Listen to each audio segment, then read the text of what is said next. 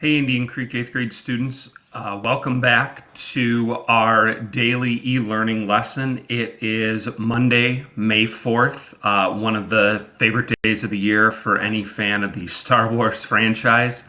And I hope everyone had a great weekend and that you're ready for our last 3 weeks. Well, actually, really even just 2.5 weeks of the school year. I know that on one hand, it seems like this school year has just kind of dragged and this fourth quarter has gone so slow.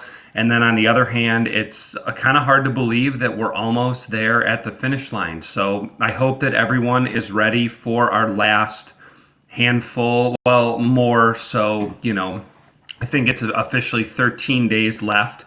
And we're going to keep on going and hopefully have a great end to the school year. So let's jump in with our daily updates. So like I said, it's Monday, May 4th. We had 36 students who submitted Friday's ELA attendance, and we are up to 35 students who have submitted their choice for the Decades project. I realize that there might be some of you who have made your choice and just haven't, submitted that form.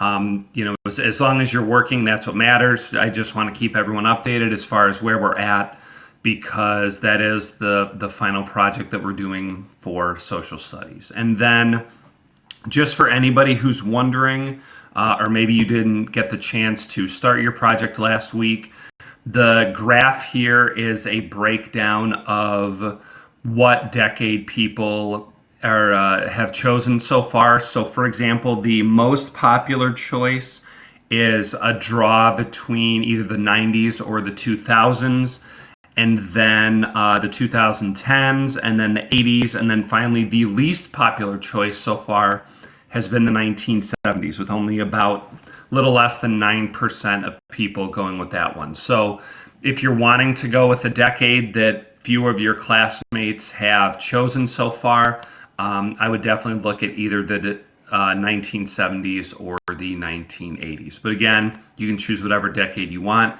That's one of the great things about that project. So then today, for our class plan, we will talk about the Google form that was sent out in Google Classroom.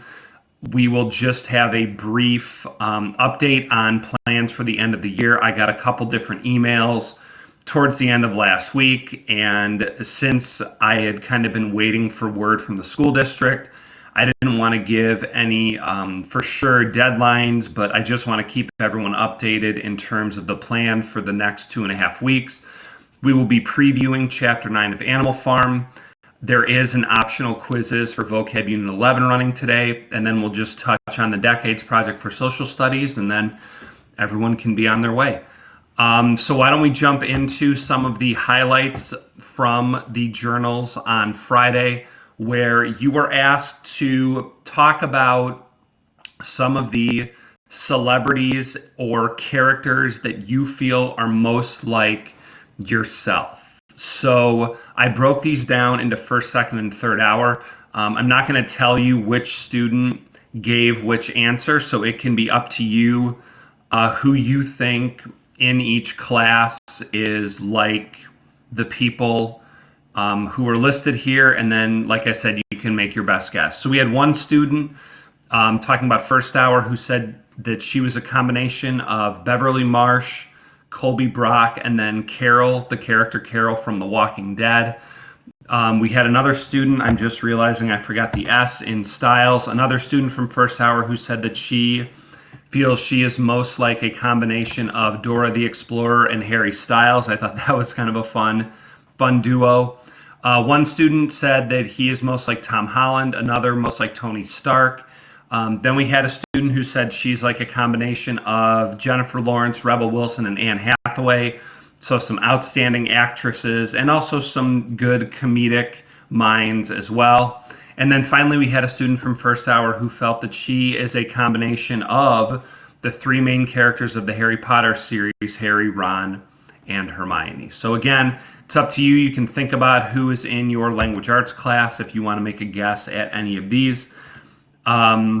And if you want to shoot me an email and say, hey, I think that this is this person, then I probably would let you know if you are right or wrong. Second hour was the class that I was missing the greatest number of submissions from. But we still have three here. One student who said that she is most like Lorelai Gilmore from the Gilmore Girls. Another student felt that she is most like Camila Mendez. And then a third student, Jennifer Lawrence and Anne Hathaway, coming up again, this time also paired with Margot Robbie. Solid actresses. And again, just a lot of range and some comedic ability as well. And then finally, third hour, some of the different answers that I got. We had one student who feels like she's a combination of Stella Kidd, Harold Jones, who is the coach from the movie Radio, and then Lionel Messi. We had two different students who responded that they feel that they are most like Jenny Finch, both girls. Another girl in that class said she feels she is most like Alex Morgan. Another girl in that class said she feels she is most like Robert Irwin. We had another student who feels he is a combination of the YouTuber Markiplier and then Richard Williams, who I believe is a motivational speaker. Maya Benway was one response I got. Another student in third hour went straight comedy. It said that he's a combination of Bill Burr, Jimmy Carr, and John Mulaney. All three very, very funny. And then finally, another student in third hour who feels that they're most like Taylor Swift. So a lot of variety, some different combinations. Like I said, two different students both went with Jenny Finch. But those were the highlights from Friday's journal topic. So let's jump over now into our Google form for today. And so just to start off with the end of year plans, this is a rough outline of what I have planned for the rest of the year in language arts. Basically, this week, Monday through Thursday, is when we are going to be finishing Animal Farm and the allegory chart. So you'd be reading chapter 9 today, going over chapter 9, a couple allegory chart characters, and an optional assignment. And then that would be tomorrow. Read chapter 10 on Wednesday, and then finish the allegory chart and activity on Thursday. And then we would have Genius Hour this week on Friday. Then Monday, Tuesday, Wednesday of next week would be just some final wrap-up Animal Farm activities. And then the remaining 5 class periods would be for you to finish and submit your Genius Hour, and then you would be done in terms of language arts for 8th grade. So that will be the assignment plan moving forward for the last 2.5 weeks of language arts. Obviously, if you've read ahead in Animal Farm, if you want to spend some extra time on your Genius Hour, that's totally fine. I'm just letting you know now what is going to be assigned each day moving forward, just so you can pace out your work time and just make sure that everything is going to be done, especially taking Genius Hour into account, where, again, you're submitting those the last day, which is 2 weeks from Wednesday, May 20th. All right, so then for today, Animal Farm, Chapter 9 is your assignment. The written copy begins on page 38. The audiobook is around 2 hours and 24 minutes. I believe the audiobook chapter is about 21 minutes long. So not the shortest chapter that we've had, but definitely a little bit shorter than the last couple in terms of the length. And I will just say this is probably the saddest chapter of the book. One event in particular is probably going to be the one that most of you have the greatest emotional reaction to, I would guess. I mean, I don't know, but that is definitely something that is included in Chapter 9. I had mentioned before there is an optional vocab review for Unit 11 on quizzes. It's running until 10 o'clock tomorrow. Bumping up the score requirement for full credit, you need to get at least an 80%, and then the link is right there for you. And then our attendance response for today, because in our current situation, I feel like humor and comedy is something that we could always use more of. So for today's journal response, I just want you to tell me your favorite joke. Could be a simple knock-knock joke, could be a little bit more of a story.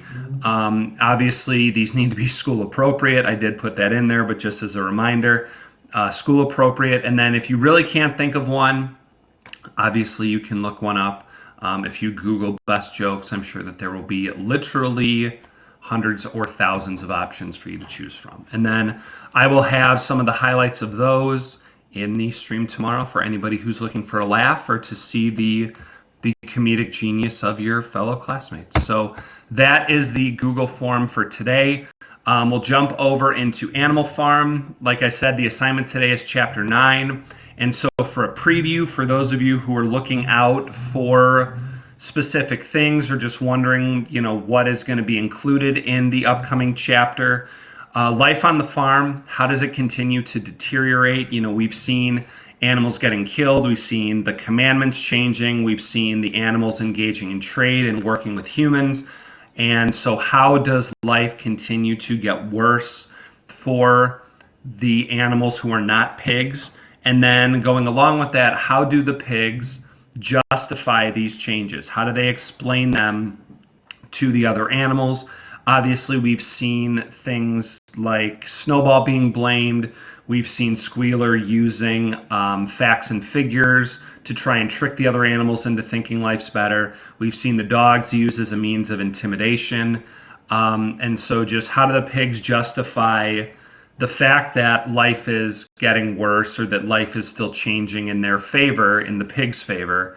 How do they explain it to the other animals so they go along? And then finally, just what happens with Boxer. That's all I'm going to say. Very important event, but just be looking out for what happens with him. And then we'll be on to Chapter 10. So I will have, obviously, the overview, the summary, the important quotes and everything for Chapter 9 on tomorrow's stream. But that is the preview for reading Chapter 9 today. All right, and I briefly touched on this, but here is the quizzes code for the Unit 11 vocab review that is running 625710. Again, you would need to get 80% in order to get full credit in the gradebook, which, based on my fast math, is saying that you would need to get 23 out of the 28 questions correct. So, and again, remember, you can take this multiple times. So if you take it the first time, don't do as well as you were hoping, you can go back, review, and take the quiz again. All right, so then before we jump over to social studies, I just wanted to remind everyone that this Google form was shared out in the social studies classroom on Friday. It is a survey for you to fill out what you would like to do regarding 8th grade promotion, because the shelter-in-place order means we are not going to have our promotion ceremony, and so the two options given, again, are postpone the ceremony to either June or July, whenever large group gatherings are permitted, or would you rather do a virtual promotion with recorded speeches, award winners, etc., and then any suggestions that you have as well. So again, think about what you would like to do, talk to your family, talk to your friends, but we would like those submitted by Wednesday, which would be May 6th. I almost said May 8th, May 6th. So get those turned in as well. All right, and then for social studies today, you're just working on your decades project, just like you will be for the remainder of the school year. So just a reminder here, this is the second page of the assignment. Some of the questions for you to be thinking about for all the different areas: the events that defined your decade, important people, the most influential people, and try to think big picture. Obviously, you can get a little bit more specific, but we're looking for most influential people. So, for example, I don't know how many of you have been watching the Last Dance documentary series about the Chicago Bulls on ESPN lately. Parts 5 and 6 just came out yesterday. But like Michael Jordan would be an example of an influential athlete during the 1990s. You could also put him in the 1980s as well.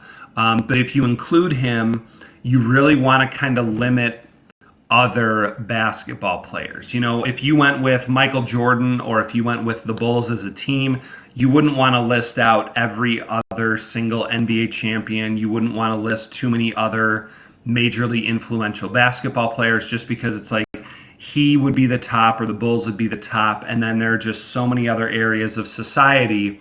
You want to make sure that you cover those instead of just focusing on one area. So important people would need to be more than just the best basketball players or even the best athletes. You would want to spread that scope out a little bit more. One thing that I had gotten a couple questions on would be down here in the values and lifestyle section, where it was how were women and minorities treated and what was the ideal American life. Just be thinking about what important steps were taken in the fight for equality, because the last unit that we did looking at the civil rights era, talking about, some of the rights and some of the changes that were meant to help out women and people of color, but at the same time realizing that this was not like the end of the fight for equality. So just, think about gender expectations and the treatment of minority groups, the treatment of different immigrant groups, because you'll see different immigrant groups treated differently depending on the decade. For example, anybody looking at the 2000s, you would want to look at the treatment of immigrants from the Middle East following the attacks of 9/11. And just then, recently, especially the 2000s or the 2010s, you can think about minority groups in terms of the LGBT community and things like that as well, because obviously those are some other groups who have come into the public scope and have been a focus of a lot of the things happening within our society and across the global society as well.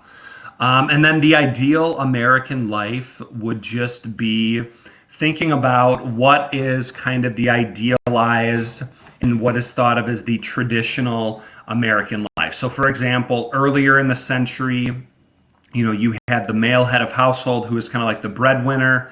You had typically it was the female in the house was expected to stay home to raise the kids, do cooking and cleaning.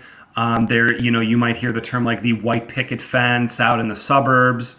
And so that was a lot of time what was idealized as perfect. I am in no way saying that is perfect or what should be expected. But just there was a time period where that was considered the goal for Americans to strive for in terms of a family, being able to buy that 3-bedroom house in the suburbs and, have a nice yard and a pet and all those types of things. Whereas what is considered the ideal American life or the American dream has changed along with the time. So you can think about, family dynamics, you can think about where people are living. And just when you're looking at the ideal American life, you could also get into things like advertising and how are American families portrayed within culture, because that a lot of times will reflect what is considered the ideal American life. All right. Other than that, like I said, you can go into the 5 areas. You're required to go into the 5 areas of important events, people, politics, inventions and tech, and values and culture. And then, like I said, if you want to break culture down, that's when you can get into areas like music, entertainment, and fashion. All right. Again, you can go and just, relatively basic, cover those different areas. And then if you want to go more in depth in one or two, you want to look more deeply at one specific event, one specific person is like a profile, you can do that as well. All right. But otherwise, the biggest thing I would just say is any questions you have, email me, email Mr. Roush, email Mrs. Watson, and we will be able to answer your question and help you in any way that you need. All right, so that is the plan for today for social studies. Continue working on your decades project, and then language arts, Google form, read chapter 9 in Animal Farm, and then there is the optional vocab quiz for those of you who would like to take it. All right.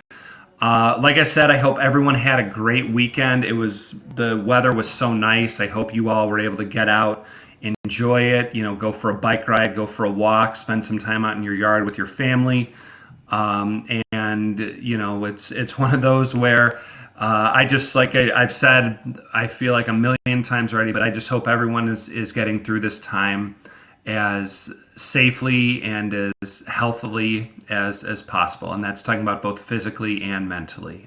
So again, any needs that you have, any questions, you just want to reach out to someone, we at school are here for you with whatever you might need, with any questions, any concerns, anything like that. So, we're getting down to the end of the year. I know some of you have commented you feel like summer break has already started because you've been away from school for so long. I do realize how long it's been, and it's crazy to think that we're already in May. But I just hope that you all are ready and willing to make this final push towards the end of your eighth grade year, and then hopefully just we don't have to worry about any of this at all moving forward when you're going into high school. So, but yeah, email anytime. We're always checking and here to help. Otherwise, I hope everyone has a great day, and I will be back tomorrow with our live stream. Until then, all right, everybody stay safe and take care, and I will see you all next time.